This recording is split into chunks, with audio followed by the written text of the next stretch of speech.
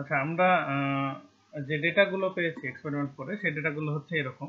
তো আমাদের যেটা বের করতে হবে সেটা হচ্ছে এটা, এই যে IF at I rated, IF at V rated, right? তো এখন IF at I rated পর্যন্ত আমরা যেতে পারি নাই, IF at V rated পর্যন্ত যেতে পারি না। এটা আমরা কিভাবে বের করব সেটা আমি এখন বলছি।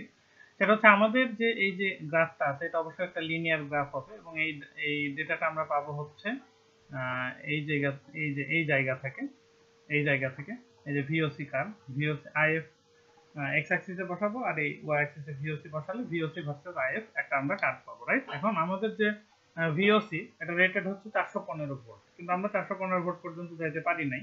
তো এটা আমরা কার্ভ থেকে কিভাবে বের করব যেহেতু এটা আমাদের একটা লিনিয়ার কার্ভ, অতএব আমরা যেহেতু এই সবগুলো অনেকগুলো ডেটাই আমরা জানি, সেই অনুযায়ী আমাদের ঐকিক নিয়মে এই ভি রেটেড যদি 415 হয় তাহলে সেই বরাবর আইএফ কত হবে সেটা আমাকে বের করে নিতে হবে, রাইট? ঐকিক নিয়ম অনুযায়ী, কারণ এই কার্ভের সব পয়েন্টগুলো, অনেকগুলো পয়েন্টই আমরা জানি এবং এটাকে আমরা লিনিয়ার একটা কার্ভ কনসিডার করছি। এটা যেটা এঁকেছি আমরা সেটাকে এক্সটেন্ড করে ওইখান থেকে ঐকিক, অথবা এক্সটেন্ড যদি না করতে চাই আমরা ঐকিক নিয়ম অনুযায়ীও বের করতে পারি, তাতে কোনো অসুবিধা নেই।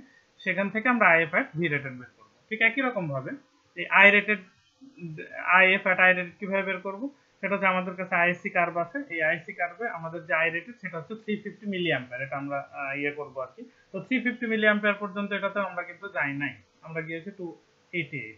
তাহলে 350 মিলি অ্যাম্পিয়ার ওই একই সিস্টেম, ঐকিক নিয়মে আমরা এটা বের করব যে আইএসসি হচ্ছে আমাদের লিনিয়ার কার্ভ হবে একটা, ওই লিনিয়ার কার্ভ অনুযায়ী এই যে এরকম লিনিয়ার কার্ভ হবে। এই লিনিয়ার কার্ভের এই পয়েন্টগুলো যদি আমরা জানি তাহলে এই এটা যদি 350 মিলি অ্যাম্পিয়ারে হয় সেই বরাবর আইএফ কত হবে ঐকিক নিয়ম দিয়ে বের করলে হয়ে যাচ্ছে, রাইট? তাহলে সেখান থেকে আইএফ এর ভি রেটেড, আইএফ এর আই রেটেড রেশিও করলে আমাদের অ্যাসাইনমেন্টের কোশ্চেনটা হয়ে যাবে। তো এই হচ্ছে কথা।